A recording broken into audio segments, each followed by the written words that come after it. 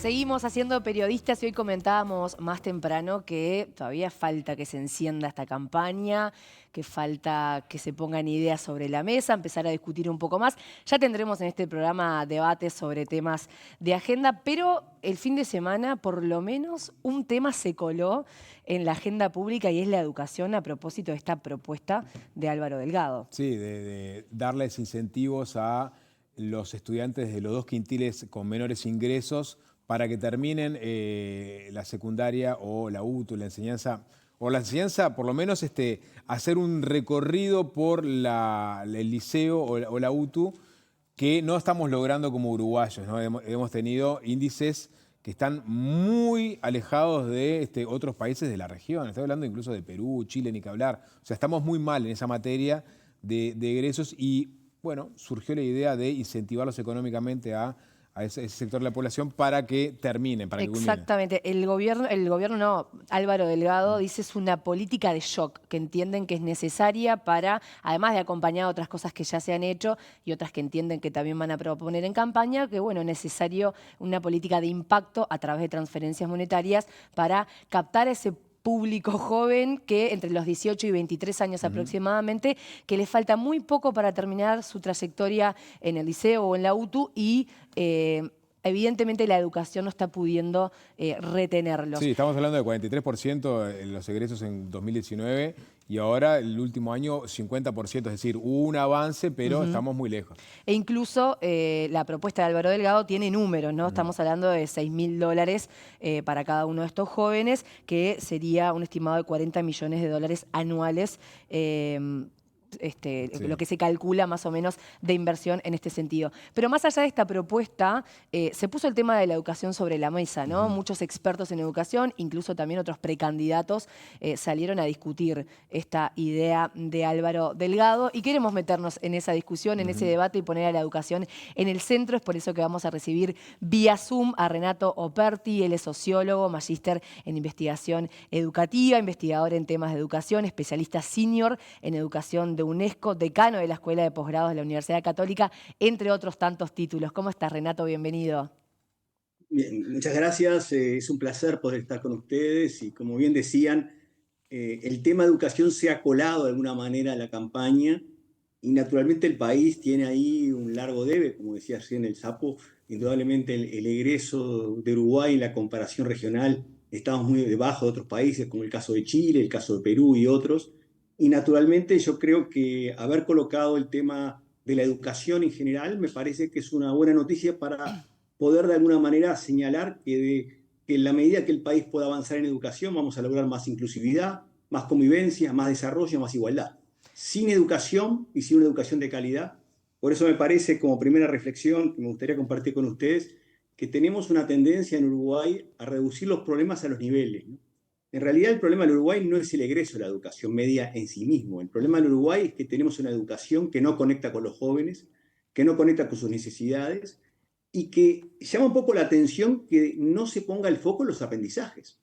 Porque los egresos de la educación media son resultado de un sistema educativo que desde la infancia, el nivel primario, el nivel medio, UTU, secundaria, logra que los alumnos alcancen los niveles de aprendizaje necesarios en las matemáticas, en la lengua, en la ciencia, en la formación ciudadana. El egreso tendríamos que verlo y celebrarlo, la educación media, como un resultado de que nuestros alumnos, por independencia del contexto social y cultural y procedencia, puedan tener las capacidades y las posibilidades y las oportunidades reales de lograr esos niveles de suficiencia. Para dar un dato, simplemente un dato para ubicarnos, ¿no? Según la evaluación de PISA, que es una evaluación internacional, hay 2 datos que creo son muy fuertes. Uno es que PISA se hace prácticamente de principio de siglo y de este siglo y lo han hecho gobiernos de diferentes signos, es decir, tanto el Partido Colorado, el Frente Amplio y el Partido Nacional han participado en las evaluaciones de PISA, lo cual legitima el instrumento políticamente. Esas evaluaciones muestran 2 cosas que son bastante fuertes. Una es que el Uruguay, en los últimos 20 años, no ha progresado en los aprendizajes. El Uruguay es un país plano. Si tú ves los aprendizajes a principios de siglo en ciencia, lengua y matemáticas, los ves hoy, prácticamente no hay variaciones. Son variaciones dentro de los márgenes de error. Y el segundo punto importante es que hay un tercio de nuestros jóvenes que a los 15 años, los que están en el sistema, porque todos sabemos que tenemos un problema muy serio, lo mencionaba el Sapo, de desafiliación educativa. Yo no hablo de deserción, porque la deserción de la educación media es poner la culpabilidad en el joven. Claro. Es expulsión. Es un sistema educativo que expulsa a los jóvenes, que no le da una educación que conecte con sus necesidades. Un tercio de los jóvenes a los 15 años no logran a la vez competencias y conocimientos ni en lengua, ni en ciencia, ni en matemáticas, lo cual los ubica en la comparación internacional en una situación de analfabetismo funcional. Entonces, ¿qué sociedad podemos aspirar a tener como uruguayos y uruguayas con ese nivel promedio? Ese promedio del 30% es muchísimo más alto de los quintiles que justamente Claro. Delgado menciona. Es decir, entonces el problema del Uruguay no es el egreso a la educación media, el problema del Uruguay es un sistema educativo que está tan fragmentado, tan dividido, tan desconectado, que no logra desde el nivel de la infancia en adelante generar los aprendizajes necesarios, ¿no? Hay quienes entienden, y como usted señala, que nuestro sistema es vetusto, que no logra captar a los jóvenes, y evidentemente estamos repitiendo una tendencia que no logramos de alguna manera derribar ese muro. Para nuevos resultados se necesitan nuevas propuestas. ¿Qué hacemos? Porque desde lo teórico estamos todos de acuerdo con usted, pero cuando pasamos a la acción tenemos que buscar por lo menos nuevas herramientas. ¿Dónde hay que poner el foco? ¿Cómo lo solucionamos? Si tú me permitís, yo creo que la inversión más importante que el país puede hacer los próximos años en educación es invertir en pedagogía y docencia, inversión social. ¿Qué significa eso? Significa que en el próximo presupuesto haya un fondo de inversión muy fuerte para invertir en cuáles son las mejores estrategias educativas para que nuestros niños, niñas, jóvenes y adolescentes puedan adquirir las competencias y los conocimientos de la lectoescritura, las matemáticas y la ciencia. Es decir, invertir en lo pedagógico. ¿Qué significa lo pedagógico para el televidente? En las estrategias de enseñanza y aprendizaje que van a permitir a los jóvenes adquirir los conocimientos para que puedan leer un texto, comprenderlo, puedan producir un texto, puedan aplicar la matemática al problema de la vida real, puedan tener un manejo integral de las ciencias, puedan tener una formación ciudadana fuertemente en valores cívicos, de formación democrática. En eso hay que invertir. Es decir, hay una tendencia, Magdalena y Sapo, a pensar que el Uruguay va a mejorar si hacemos más escuelas, si hacemos más tiempo pedagógico, si ponemos más tiempo completo. Son herramientas, pero las herramientas por sí mismas no dan resultado si no hay una adecuada idea de para qué y qué se quiere educar. Es decir, necesitamos invertir fundamentalmente en la pedagogía, que es donde fallamos. ¿En qué estamos fallando? En que no le estamos dando a los niños las herramientas necesarias para que puedan leer, para que puedan escribir, para que puedan de alguna forma comunicarse en la vida, para que puedan aplicar las matemáticas a la vida diaria. Y eso implica inversión pedagógica docente. Está Y claro. social, por supuesto. Entonces, para mí, lo que hay que hacer en Uruguay es que los próximos gobiernos, en un acuerdo político de largo aliento y que incluya a todos los partidos, pongamos, la meta nuestra es producir, es pedagogía, docencia y apoyo social para que los jóvenes puedan adquirir esos conocimientos y los niños, ¿no? Naturalmente. Bien, Renato, para no igual obviar, digamos, el foco de atención en este momento, que es este incentivo económico que proponen desde el comando de campaña de Delgado de darle $2.000 al que termine quinto liceo y otros 4.000 si termina sexto. Estamos hablando de personas identificadas que se encuentran en los 2 quintiles de menores ingresos. ¿Tú compartís que parte de las estrategias, de las herramientas, incluya incentivos al final de la trayectoria? ¿O compartís, por ejemplo, que se haga un prorrateo de ese dinero a lo largo de toda la trayectoria liceal? ¿Dónde te parás sobre el incentivo económico puntualmente? Puntual. El incentivo para mí económico, yo no estoy muy afín con el incentivo económico, se lo digo francamente. Hay que incentivarlos a los estudiantes a que aprendan, a que estudien, a darles a ellos herramientas. Si efectivamente los jóvenes, los quintiles de menores ingresos necesitan apoyo social, darles apoyo social. Pero ¿cómo diferenciar un joven de otro en función de que a uno le damos y a otro no le damos? Es decir, tiene que haber un componente importante de incorporación de los jóvenes, no en un reduccionismo económico. ¿Sabes lo que me parece a mí? Que en esta campaña electoral muchas veces lo que uno está viendo, que las políticas educativas y sociales es monetarizar. Todo se arregla con transferir, con dar más plata, dar más recursos, sin pensar el para qué y el qué se educa en este caso. Yo creo que más que... Yo estoy muy escéptico respecto a incentivos económicos. El gobierno lo ha mostrado, Gonzalo Baroni estuvo mostrando alguna evidencia, que existen algunos casos, como el caso de Brasil, el caso de Argentina, hoy lo mencionaba. Lo que muestra la evidencia internacional en general es que no hay impacto de ese tipo de incentivo en la mejora de los aprendizajes, en la mejora sostenible de los aprendizajes. A mí me llama mucho la atención que en toda la propuesta que se ha hecho ahora celebro que haya una propuesta educativa, porque estamos discutiendo sobre educación, por suerte, no se habla de aprendizajes, se habla del egreso como que fuera algo mágico. Si el egreso de la educación media no está sostenido en que el alumno tenga niveles de suficiencia, los aprendizajes necesarios para poder aplicarlos y utilizarlos, el egreso por sí mismo no va a decir nada, va a ser un egreso devaluado.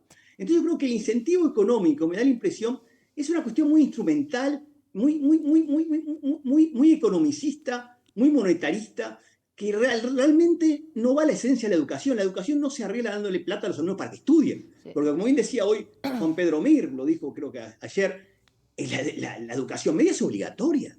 La educación media es parte de la obligación del Estado, de la familia, de las comunidades. Es obligatoria. ¿Vamos a pagar a la gente para que haga las cosas que son obligatorias por ley? Entonces yo creo que hay que poner el tema en el fondo de la situación, que es la incapacidad que hemos tenido en Uruguay como sistema educativo de mejorar las oportunidades de aprendizaje de los más pobres. Eso no cabe duda. De todas maneras, el equipo de Delgado sostiene que esta es una política de shock, ¿no? Que va a ir acompañada a otras cuestiones un poco más profundas, como tal vez estas que usted está señalando. Y esto es una opinión personal, también es una política de shock para poner un tema sobre campaña, ¿no? Que capaz que es más rendidor que hablar de otras cosas más conceptuales. Claro, yo hablaría de un shock pedagógico. Claro. Sí, llamó la atención. Un shock pedagógico es saber cómo hay que enseñar a los niños para que lean bien, para que escriban bien, Operti, para que sepan. Entonces me parece que la educación es sobre la pedagogía, es sobre la docencia, es sobre lo que pasa en el aula. Ahí hay que poner la batería. Tomo el guante de su propuesta de pensar un poco más allá y aprovechar que por suerte hay un tema sobre la mesa y es la educación, para hacerle la siguiente consulta. Usted habla de la pedagogía, del rol de los docentes y demás.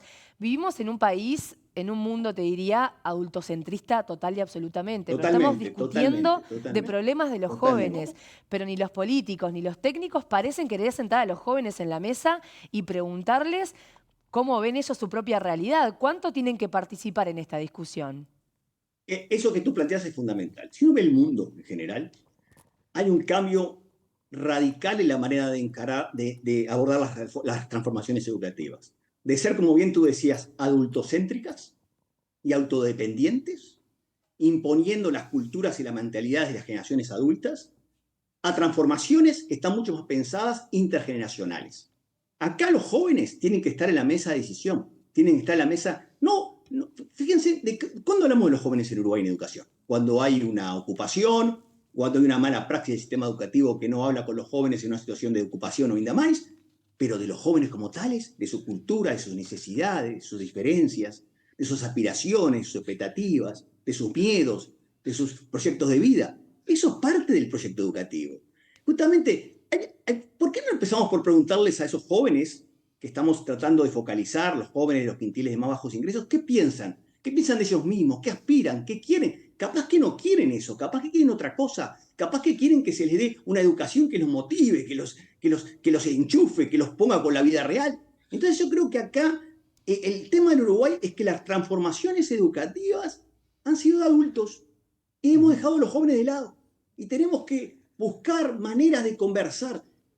Tenemos que buscar una nueva manera de conversar con los jóvenes, de hacerlos partícipes de los procesos. Y eso implica abrirnos a entenderlos, abrirlos a empatizarlos, abrirnos a tener una conexión distinta. Y eso es parte de lo que estamos planteando. Nosotros estamos planteando una transformación educativa que sea de impronta netamente intergeneracional. Renato, una cortita porque nos queda muy poco tiempo, pero hablaste de los aprendizajes y hacer énfasis en los aprendizajes. Esta reforma educativa, que tomó mucho de las propuestas del libro abierto de DUI 21, obviamente hizo mucho énfasis en los aprendizajes por competencias. Parcialmente. Bueno, parcialmente, perdón. El 21 era una propuesta integral de cambio. Sí, es verdad, eso es verdad. La transformación actual no es una propuesta de cambio integral como que la planteó el DUI 21 en el 2018. Está bien la puntualización, pero ahora digo, se intentó introducir cambios en el modelo de aprendizaje, sí, ¿no? Correcto. Sintéticamente, ¿eso no tendría que dar resultados en el corto plazo? No, en el corto plazo no hay resultados. Yo creo que la transformación educativa que lideró el profesor Silva en la ANEP introdujo tres cambios que son importantes y que creo que tienen que mantenerse. Uno es ir hacia una educación basada en desafíos, en que los jóvenes responden a desafíos en la vida. Hoy en esta entrevista los tres estamos respondiendo del desafío, es una buena entrevista. Cada uno de nosotros moviliza emociones, conocimiento, actitudes, disposiciones, habilidades. Eso es una educación por desafío. Se llama educación por competencias, que a veces genera ciertos ruidos. Es una educación por desafío. El segundo punto que introdujo muy importante en la transformación fue el tema de dar una educación integral. No hablar de una educación primaria y media, sino una educación. Lamentablemente, esa educación básica de 9 años que se puso en la transformación, todavía seguimos operando con un sistema vetusto que tiene primaria por un lado, educación secundaria por otro y UTU por otro. Y el tercer punto importante fue que la experiencia de los centros María Espíndola muestran cuestiones que son importantes de seguir trabajando. Personalizar la educación, tutorías, apoyo pedagógico, atención social, alimentaria en los centros. Esas cosas son importantes. Impacto en los aprendizajes, no los puede haber todavía. No los puede haber porque esta transformación recién empezó. Nadie puede decir que acá hubo impacto en los aprendizajes porque no los hubo. Lo que sí es interesante de ver, en perspectiva histórica, es que si uno ve todo lo que pasó de la democracia ahora, ningún gobierno, del color que sea, Partido Colorado, Frente Amplio, Partido Nacional, logró revertir con los programas, con la mayor de las mejores intenciones que tuvieron, 3 notas que siguen siendo las características del Uruguay. Calidad deficitaria de los aprendizajes, una iniquidad que titulamos intolerable, las brechas sociales son muy fuertes, y que la excelencia, los estudiantes de excelencia son muy pocos. Eso no lo hemos cambiado. Entonces, la pregunta que nos tenemos que hacer, me parece, hoy día, es si haciendo más de lo mismo y prometiendo hacer más de lo mismo, vamos a lograr efectivamente cambios en las condiciones y las oportunidades de aprendizaje, sobre todo para los más vulnerables, ¿no? Bien. Usted me dirá que es el profesional, ¿no? Yo no sé nada de la materia de educación, pero entiendo que las transformaciones tienen que ir más allá de solamente lo pedagógico, tiene que ver con las comunidades, tiene que ver con las realidades del país.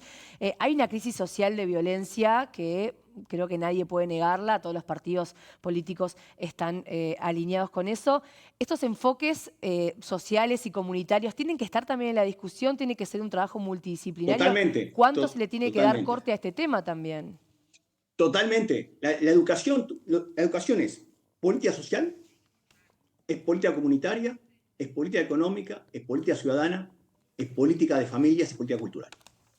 Y nosotros lo que planteamos es una educación comunitaria, sociocomunitaria, pensar un nuevo formato de educación que va de los 3 a los 18 años, sin interrupciones entre niveles, sin generar esa suerte que tenemos en Uruguay hoy día media maquiavélica de romper la educación en niveles que no se comunican entre sí, pensar una educación fluida, con un gran apoyo social debajo. Es decir, tenemos que lograr, por eso hablamos de inversión social, que es inversión en protección social, en cuidados, en apoyo a las familias, en generar centros educativos que sean comunidades de aprendizaje a lo largo de toda la vida. No solamente tenemos que formar a los jóvenes, a los niños, tenemos que formar a los adultos para que puedan tener una comunicación, para que pueda haber espacios de encuentro intergeneracionales que hemos hablado, y además una educación que realmente ponga el foco en cómo enseñamos y cómo aprendemos para todos, por igual. Entonces, esa educación sociocomunitaria implica otro modelo educativo. Yo creo sinceramente que seguir insistiendo con los modelos que tenemos hoy y prometiendo extender los modelos que tenemos hoy no va a dar resultado y no va a generar el impacto deseado de lo que tú decís. Una educación que forje inclusión, convivencia, respeto, diversidad, porque también la educación tiene que ser una apuesta a la diversidad. En el mundo está comprobado que una educación que atiende la diversidad es una educación que da oportunidades para más y mejores aprendizajes. La diversidad social, la diversidad cultural, la diversidad de género, la diversidad territorial. Seguro tendremos otras oportunidades para profundizar sobre estos temas que son bien interesantes. Sociólogo y magíster en investigación educativa, Renato Perti, gracias por el contacto. Gracias a ustedes y no se olviden de agendar la educación porque detrás de todos los problemas que estamos hablando hay una necesidad de relanzar la educación para el porvenir. Gracias. Claro que sí. Gracias, un gusto.